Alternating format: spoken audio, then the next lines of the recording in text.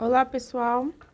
Hoje iremos falar sobre algumas matérias-primas da panificação, utilizadas em panificação. Começaremos hoje sobre açúcares.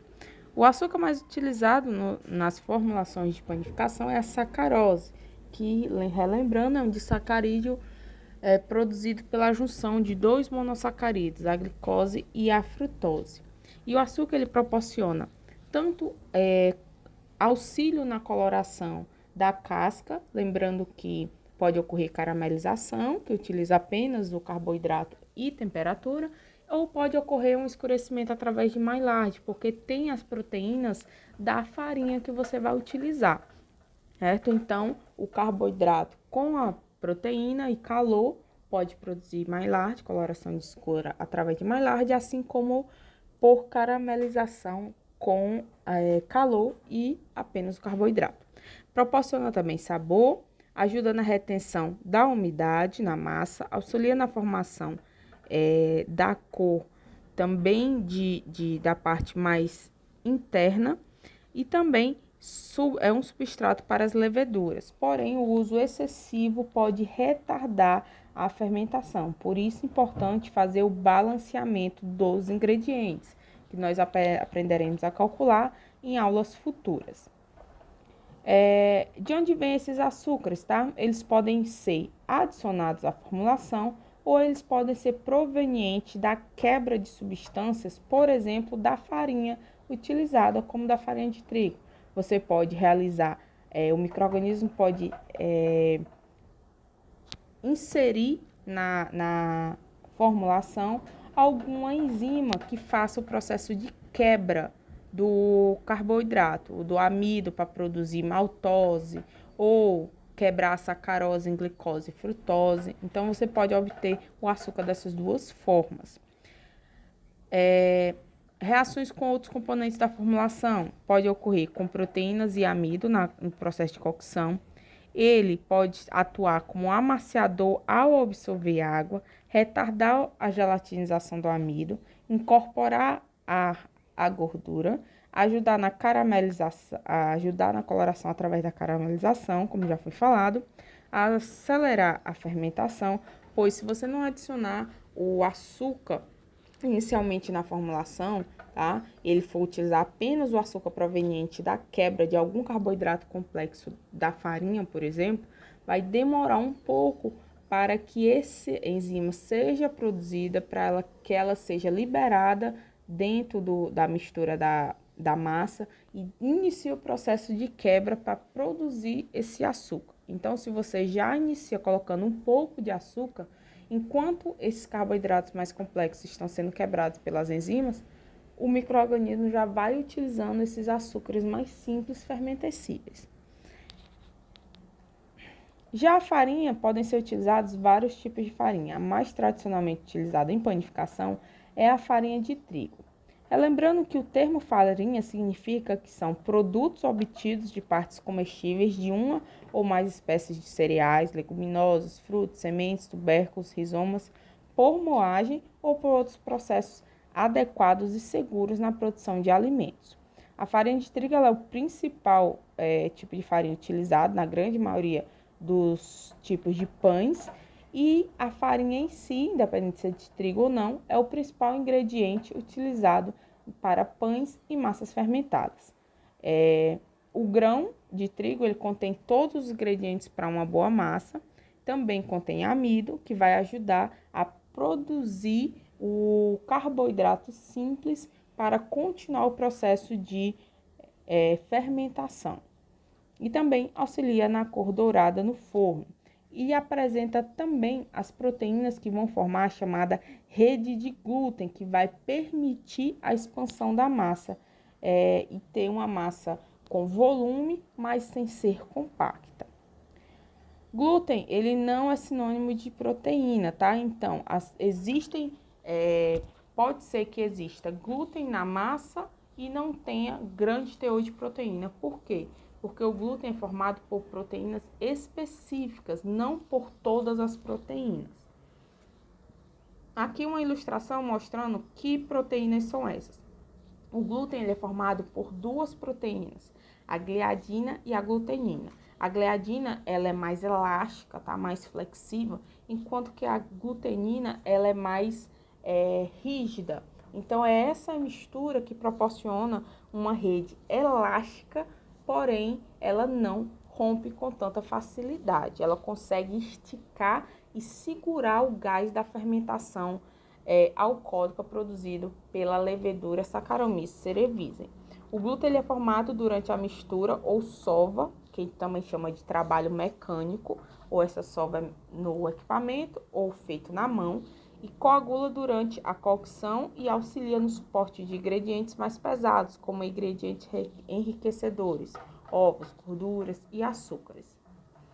Aqui um esquema mostrando que componentes que são essenciais para produtos de panificação são a farinha e a água. Então, se você tiver as proteínas que formam o rede de glúten, água e trabalho mecânico, você consegue formar uma rede de glúten, certo?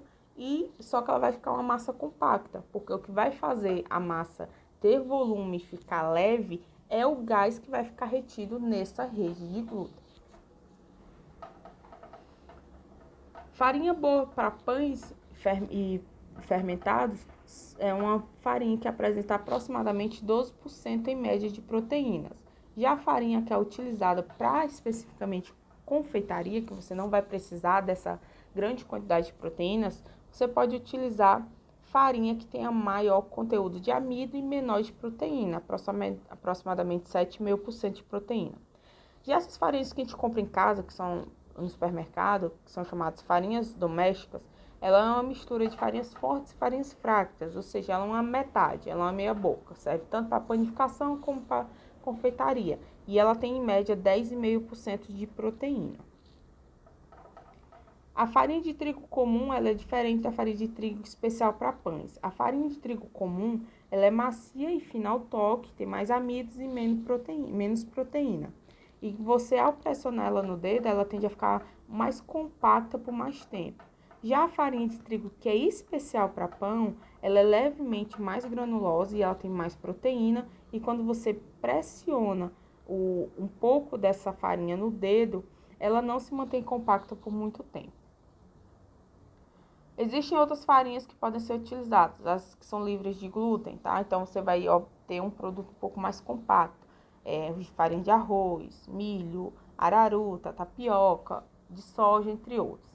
E as que podem também ser utilizadas uma mistura com farinhas que têm pouco glúten, como aveia e centeio.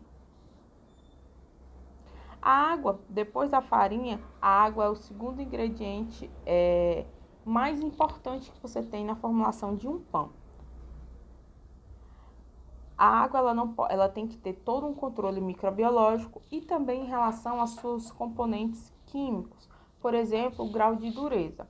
O grau de dureza é um valor que indica a quantidade de íons cálcio e magnésio em partes por milhão, ou ppm, e que indica qual é a quantidade que tem desses dois componentes, tá? Desses dois íons na água. E isso vai influenciar por quê?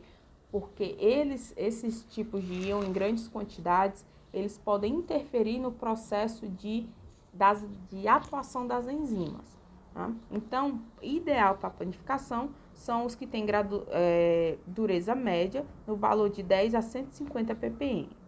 Se você usa água demais, se você usa uma água que é muito macia, tá? Ou seja, que ela tem menos de 50 ppm de dureza, você vai ter uma redução no poder de coesão, ou seja, de uma junção dos pedaços de massa dos ingredientes. Já se ela tem muito sais, ou seja, ela é uma água dura, ela acarreta a perda de extensibilidade da massa.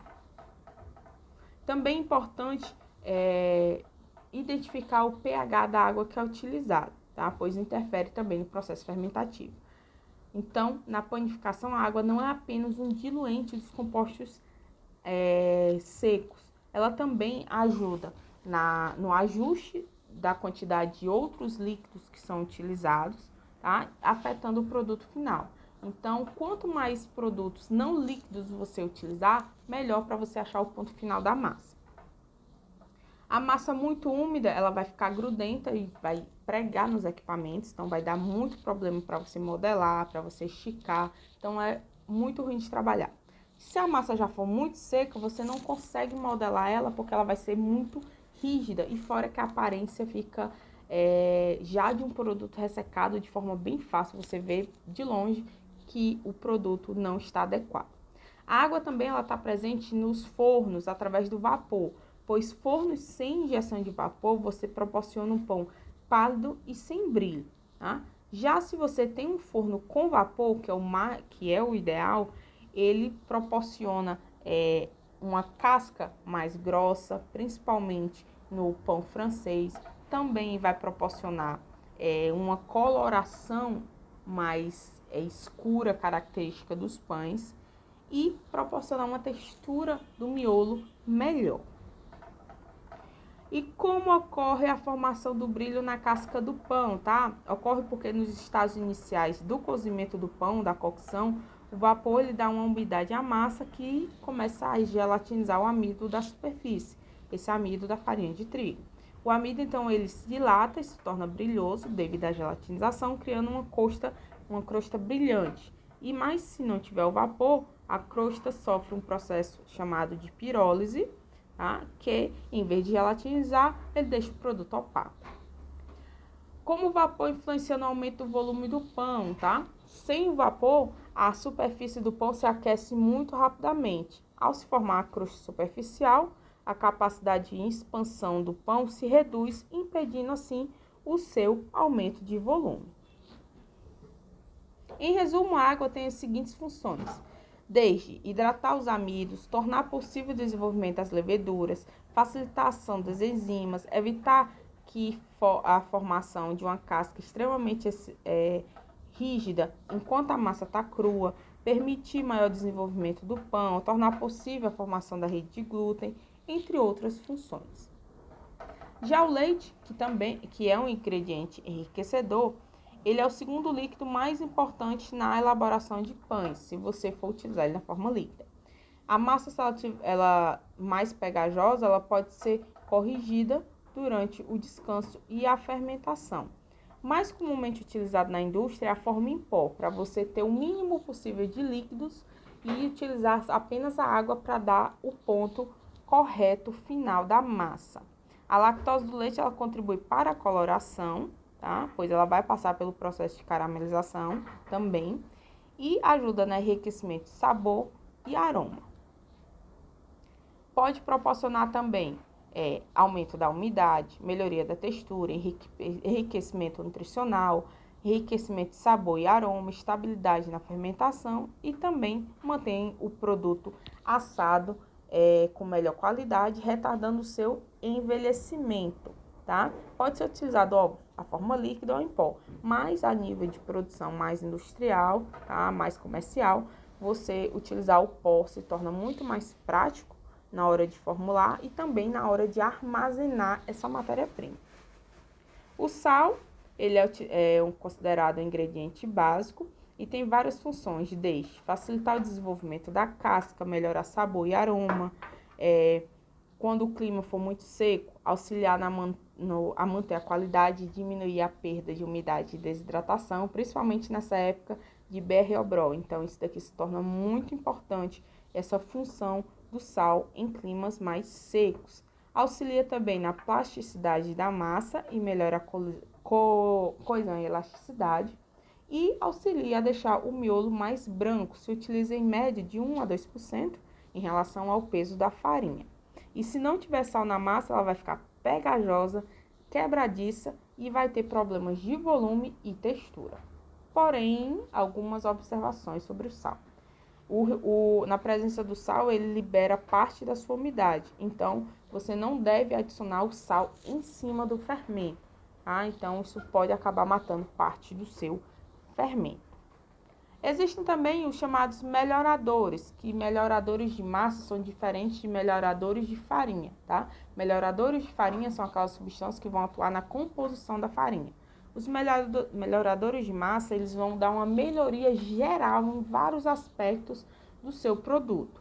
Esses melhoradores mantêm, por exemplo, o pão mais fresco, por mais tempo, podem fazê-lo crescer mais, oferecer mais uma textura mais fina, melhorar a retenção de umidade, entre outros pontos, como ampliar a durabilidade do seu produto na prateleira.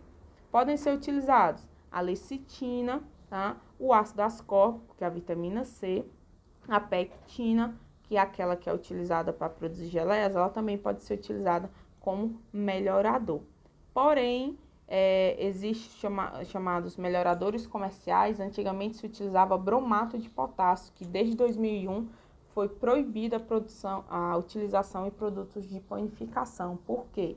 O bromato ele proporcionava pães muito grandes e muito leves. Como o pão era vendido em unidade, não em peso, era usado em quantidades excessivas para você ter um pão que basicamente era só a casca e pouquíssimo miolo, certo? Como o bromato de potássio em excesso tem risco à saúde do consumidor, então foi retirado. E o pão passou a ser vendido no peso. Então, independente de cada unidade de pão ser grande ou pequena, o que vai importar é o peso final. Tá? Nós falaremos mais sobre essa legislação mais na frente. Então, o bromato de potássio não pode ser utilizado. Já o ácido cítrico, ele pode ser utilizado, mas limitado à produção de pães de centeio e de farinhas mistas. Aqui algumas referências, resolvam os exercícios e até a próxima aula. Tchau, tchau!